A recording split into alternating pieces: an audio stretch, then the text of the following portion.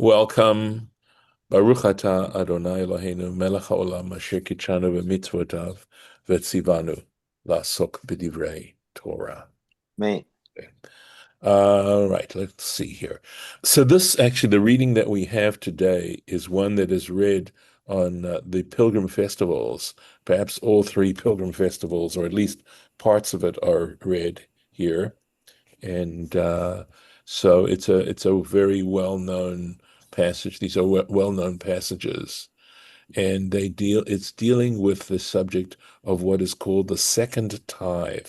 The Ma'asar Sheni is what it's called in Hebrew. Aser to aser, you shall surely tithe et kol, all tuat zarecha, all the produce of your sowing. Hayotze Sadeh, which emerges from the field, Shana Shana, every year. So this tithing has to take place every year, and we'll see about this Did particular we do the tithe. blessing? We did. We did do the blessing. It was the first thing I did. I Okay. actually have, at least I remember that we did it, right? Short-term memory loss and all that. All right, so interesting comment on the part of Rashi to begin with, based on the Tanchuma, the Midrash Tanchuma, which is that very often in analyzing Torah texts, you may have noticed already, the sages looked at what preceded, in other words, what connected, what interconnection was there between especially two apparently unrelated subjects. So above, as you may recollect, we were just dealing with laws of kashrut, which ended with, that is to begin with, animals that were permissible and animals that were not permissible. And that passage ended with lo tavashel gedi b'chalev imo, you shall not seethe a kid in its mother's milk. That's that passage. And here we are starting a passage dealing with tithing, with tithing. So the question is, what does one have to do with the other? And I would say that if I were asked that question to look for what connections there are, because I know a little bit, I'm familiar with this, it has to do, this second tithe, it's actually consumed, part of it is consumed in Jerusalem. It is part of what you take up to Jerusalem on the pilgrimage, on the festivals, and is consumed. And of course, we were dealing prior to with items that were eaten as well. So that would be a connection, but I think that's pretty obvious. So we're going to see what he says, right? Because obviously, what our sages were able to deduce is going to be far more profound. Ma inyan zeh, what is this subject? Etzel zeh, what does this subject have to do with the other subject? In other words, why is one right next to the other? And here's the interpretation. Amar lahem HaKadosh Baruch Hu Yisrael, the Holy One, blessed be He, said to the Jewish people, Lo tigarmu li, okay, do not force me, do not cause me, levashel gdiim shel tfu'ah, right? In other words, to uh, to seeth, Gedim, and now we're using the word Gedim as meaning, literally it means kid, but here it means the new, since a kid is the offspring, the newborn, so to speak, of the goat. He is saying Gedim shel tfu'ah, meaning the offspring of produce. Ad shehen b'ma'e imotehem, while they are still in the innards of their mothers. She'im enatem, because, okay, so obviously we're speaking quite metaphorically here because we're referring to kids of produce, right? So while they're still in the innards of their mothers, she'im enatem ma'asrim ma'asrod. So, okay, forgive me.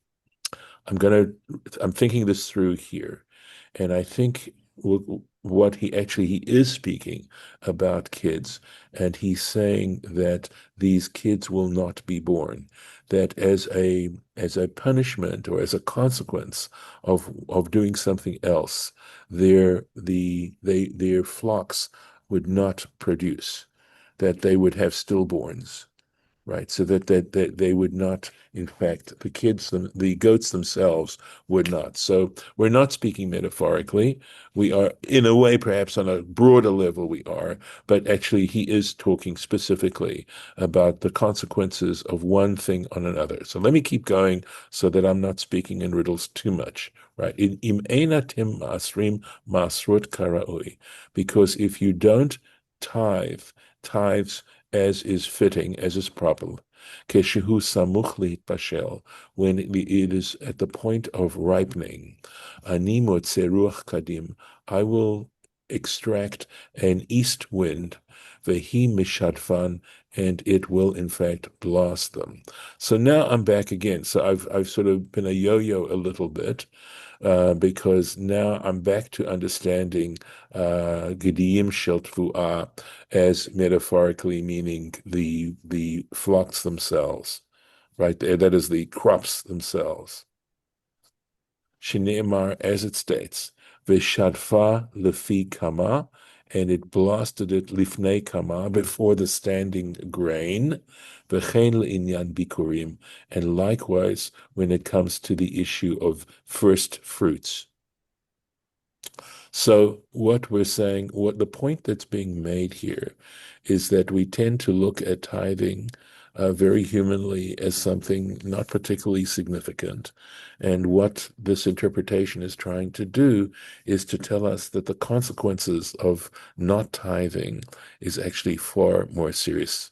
So now I am at a point in looking at this entire interpretation as that in fact he is talking about kids in a metaphoric sense, and that we are referring specifically to the crops themselves and not animals. Let's see if there's some more. Shana Shana, every year, and this now is from the Sifrei. Mikan, from here, she'ein ma'asrin min hachadash al hayashan. What it's saying is, you cannot take 1 year's crops, the new year's crops, and use it to tithe the old year's crops. Each has to be done in its own specific year. V'achalta lifnei Hashem Elokecha. So here's the point: you shall eat it, you shall consume it, lifnei Hashem Elokecha. So you take this tenth of the crop and you take it up to Jerusalem. You shall, because it's before the Lord your God. B'makom, in the place asher yivchar, which He will choose, l'shakein shmo sham, to settle His name there, right? Or to put, to inhabit that particular area. So he doesn't mention Jerusalem by name, but clearly it's referring to the temple in Jerusalem, right? Ma'aser degancha, the tithing of your corn, tiroshcha, your wine, v'yitzharecha, and your oil, uvechorot bekarcha, and the bechorim, that is the firstborn males of your cattle, vetzonecha, and your sheep. Sheep here, tzon, also, we know from elsewhere, also refers to goats as well. Leman, in order that, tilmad, you shall learn, leirah, to be in awe, to fear, et Adonai Elohecha kol hayamim, the Lord your God, all the days. So because the reason this is used as a Torah portion for the pilgrim festivals is because that's when this takes place. Let's go ahead and take a look at the Rashi here. Let's see, here it is. V'achalta, and you shall eat. Ze ma'asar sheni. So now he tells you that this is called the second tithe. Shekvar lamanu, because we have already learned, liten ma'asar rishon, to give the first tithe, la leviim, to the Levites.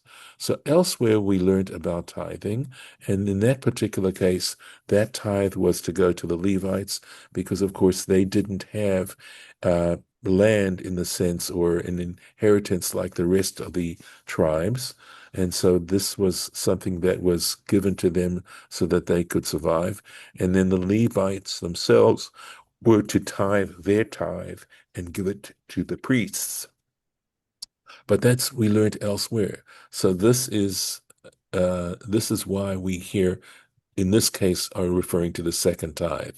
So essentially, the way an Israelite would tax, you might say, tax their produce, and it was once they had brought everything in from the field and had smoothed over the pile, ready to take it to market. Before that, they would take essentially truma, which was on the average 1/50th, right? In other words, 2%. That went as truma, as a sacred donation to the priests. And then from the 98% left, they would then take 1/10 of that remaining amount, give that to the Levites, and then take 1/10 of the remaining amount and set it aside as Ma'asar Sheni. So how do we know about this Levitical tithe to begin with? Shneimar, as it states in Numbers chapter 18, Ki titchu me'et bnei Yisrael, for you shall take from the children of Israel, etc. V'natan lahem. This is one of the benefits going to the Levites, and give to them reshut le'ochlo b'chol makom. And in that particular case, the Levites, they have permission to eat it in any place they like. It is not sanctified like the truma, which has to be eaten in a sanctified state. Shne'emar, as it says in, again, Numbers chapter 18, va'achaltem oto, and you shall eat it b'chol makom, in every place, everywhere you like. And the very fact that it says every place that you like, and in this particular case, it says only in the place that it's to be eaten in the temple area, right? Al korchacha, and so you are forced to infer zem asar achar. It is a different masar acher. That is a different tithe. Who it is referring to a different tithe. Going on now. What's so interesting is here is a case now that we're going to enter of oral law, of Torah shebe'al peh, that is actually in the written Torah itself. And the reason is that it has to do with circumstances. And the basic underlying theme of the oral law has to do with the application of that law into reality. And so we're going to see. Here is an example of oral law in the Torah. But if the distance should be too far,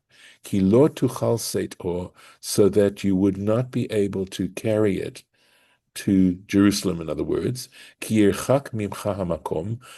that place, that makom, that Jerusalem, yirchak mimcha, is too distant from you. Hamakom asher yivchar Hashem Elokecha, the place which the Lord your God shall choose, lasum shmo sham, to place His name there. Ki yavarechacha, how might this happen? Ki yavarechacha Hashem Elokecha, for the Lord your God will bless you. Right. Here we go. Ki yavarechacha. So in this case, it is, Rashi is going to tell us, you'll see, shetaheh tfu'ah meruba laseit. He's saying that in this case, there's so much produce to transport to Jerusalem that 1/10 of that remaining amount of produce is so great that you would not be able to transport it to Jerusalem. Okay, here we go. V'natata bakesef. In other words, make sure you shall place it in money. In other words, you shall redeem it with money.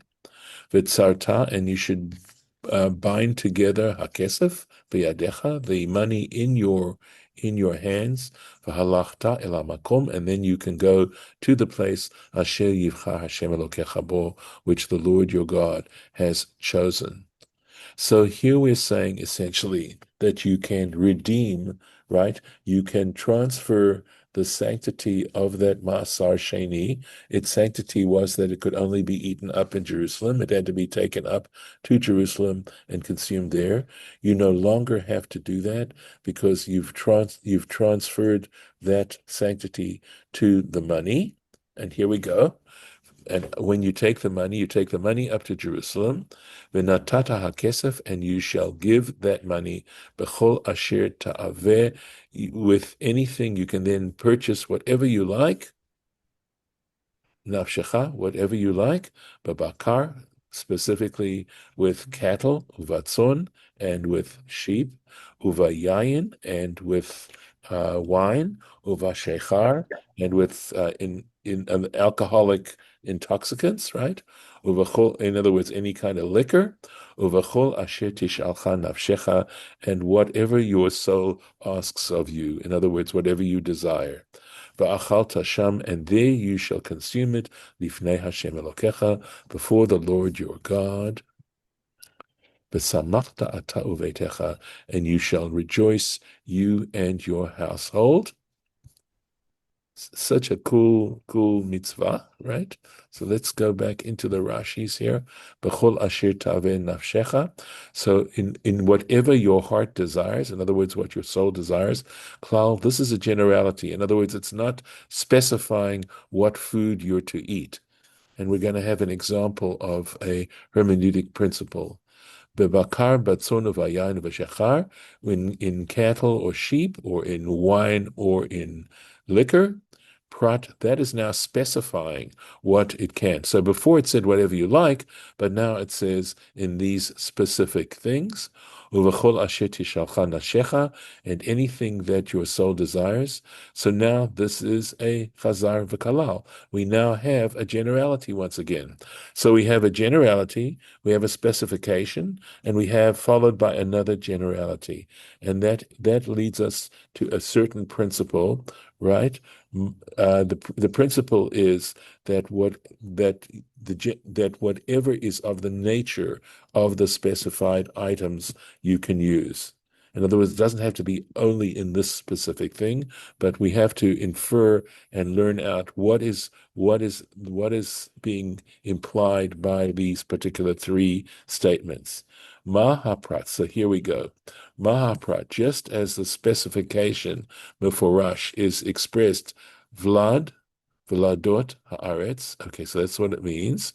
In other words, the produce, male and female of the land, V'ra'ui lema'achal adam, and is in fact edible. So, in other words, we're talking about something when we say v'ladot haaretz, right? We are talking about things that have been produced by the land of some kind. Okay. Going on, he doesn't go into a lot more specifics there, and this is where we would need Torah Tmima perhaps to explain even further what Rashi's telling us.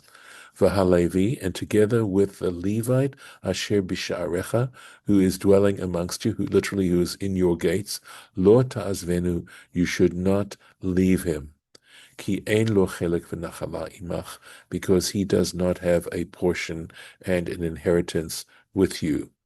So going on. So this is in a way connects the second tithe to the first tithe. The first tithe went specifically to the Levi'im, and the second tithe, as you can see, the Levite is included here, right? Lo ta'azvenu, you shall not depart from him. Militein lo ma'asar rishon, and here, of course, it's saying the implication here is just because you have the second tithe doesn't mean you can ignore the first tithe. Again, this is some militentu from giving him the first tithe. So that's this verse here. And without the Rashi and without the traditional interpretation, I would think that we're talking about taking the Levi along with you up to Jerusalem. But that's not what this verse means. What this verse means is a reference to that first tithe. Ke'en lo chelek v'nachala imach, because he has no portion with you. Yatz'u leket shicha ufei'ah. So, in other words, what isn't included in, I believe, in the tithe you give to the Levite, okay, would be the leket. These are items that are left for the poor. In other words, leket is, I believe, I'm trying to think. Uh, possibly leket has to do when they're harvesting the field, um, whether or not uh, there is a you drop some of the grain. I don't know if leket is referring to that because laket means to gather. Shicha is a forgotten sheaf. Right. So leket, I'm thinking, is got to do with when you're harvesting and you drop one or two stalks, you don't pick them up. You leave them for the poor, right? Shikha is a forgotten sheaf. Peah is a specific corner of the field that you're commanded to leave for the poor. The hefker is something that is ownerless property, right? Something that you perhaps just don't want to own anymore. She'af hu yesh lo chelek imach, because he too has a portion with you, bahen, in them. Okay, so let's see. Um, So here it translates leket as fallen gleanings. yes. So basically, I think I was on the same idea. Let me see what this is. Kamocha ve'enan chayavim b'masar. Okay, so there we go. Okay, let's see. So let's see. She'af hu yesh lo chelek imach. So it says, okay, it seems to be saying, and Lauren, you can correct me from your translation, right? Because he's saying the Levite does have a portion in with you, right, by him regarding them. So what the point that's Mike trying to make is that he does, since it's a portion with you, and you don't have a portion in this leket, shicha, and peah, and hefker, he does not have a portion either with them. Do you want to read your translation to make sure that I'm interpreting this correctly? Lauren, if you might be muted. Starting where? Just going on with what you were reading. Why don't you read the entire translation there? Well, it says, well, for he has neither portion nor inheritance with you. This excludes fallen gleanings, forgotten sheaves, the unharvested corner of the field, and ownerless produce. For he also has a portion in them, just like you, and thus they do not require tithing. Hmm. So it's again, it's sounding, he says he does have a portion with you in them, meaning that he also has sort of a responsibility with regards to that mitzvah, and therefore they go strictly to the poor. I think so. So before I end today's lesson, I would like to say, okay, so we'll stop here. Let me mark the place. Okay, 1 second. I'll try and do this. Um, so there was basically a cycle of 7 years. You know that the Shemitah cycle, the seventh year being the sabbatical year, and basically the fields becoming ownerless in that seventh year. So you now had 6 years remaining. Of those 6 years, they were divided into two sets of three. The years 1 and 2 and years 4 and 5, you would have the second tithe. The second tithe would take place in years 1 and 2 and 4 and 5. In years 3 and 6, that Ma'asar Sheni, that second tithe, would go to the poor, and it was known as Ma'asar Oni, the tithing of the poor. So in that particular case, there was no second tithe in those particular years, but that tithing, that produce would go to the poor. And that's a basic structure of how the tithing went on. Also, of course, one point that I like to make is that tithing is a sign of civilization because it's saying that there is a community responsibility to take care of people who are not, something that takes care of both the general population and people who are not wealthy and cannot afford some of these things that need to be done to make a society successful and thrive.